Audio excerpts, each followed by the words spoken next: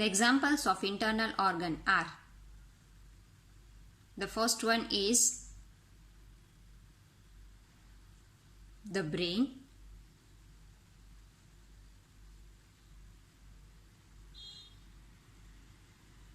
next is a gland,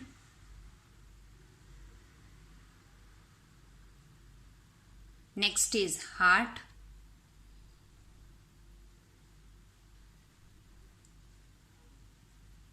next is lungs,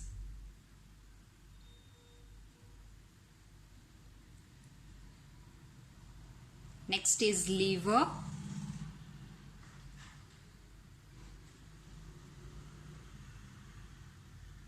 stomach,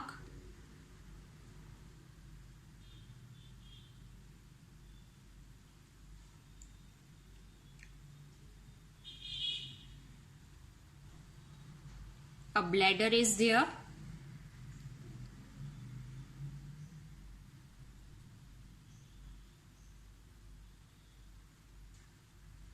kidneys,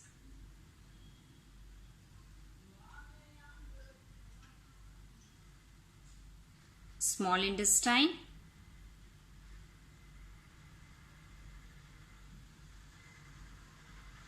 and large intestine. So the examples of internal organs are brain, lungs, heart, stomach, liver, etc. Now these organs, they are very soft, they are delicate. Some of these organs such as heart is there, right, brain is there, lungs are there, they are protected by the bones. They need protection. They are very delicate, so they need protection. Now one by one we will study these internal organs. Let us start from the brain. Brain is located inside the head. It is protected by the skull. As I have told you that the brain is very soft and very delicate organ. So it needs the protection. So it is protected by the skull.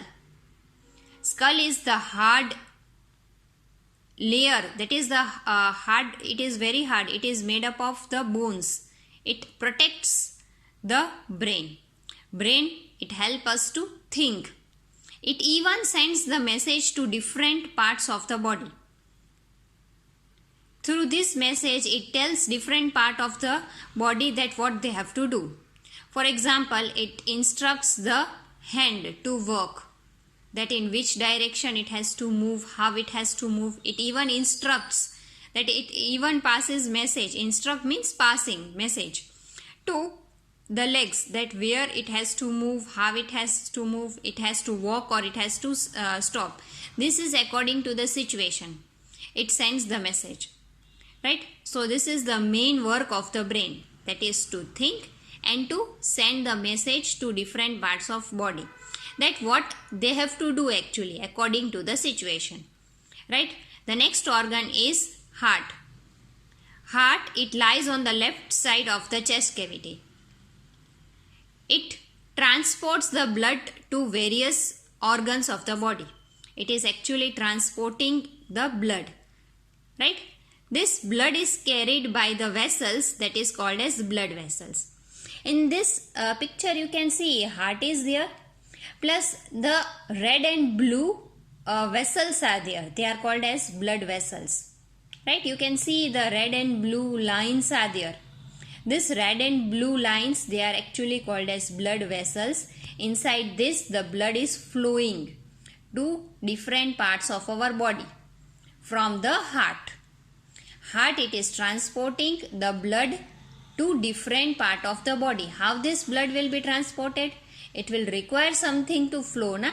So that is due to the vessels, that is through the vessels it is possible, right? Okay, the next organ is the stomach and the intestine. So the food which we are eating in the mouth, that is through our mouth, it passes through food pipe. Here you can see the food which you are eating, it passes through the food pipe to the stomach, right? So as it reaches the stomach, as it enters the stomach, at that time the digestion of the food starts. The food which you are eating, it needs to be digested, na? So that from that energy will be taken out.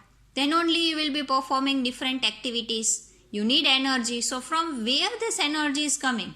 This energy is coming from the digestion of the food. The digestion of the food is done by the stomach, right? So the stomach is performing the digestion of the food. After stomach, it further enters the small intestine and then the large intestine. The stomach and the intestine, they are located inside our abdomen. Here you can see they are located, right? They are the main part of the digestive system. They break down the food into simpler substance. जो food हम खाते हैं वो complex substance होता है, उसका digestion होना ज़रूरी है. इस डाइजेशन के लिए उस फूड को सिंपलर पार्ट में तोड़ना ज़रूरी है. So the breaking of the food into simpler part is done by this organs, that is stomach.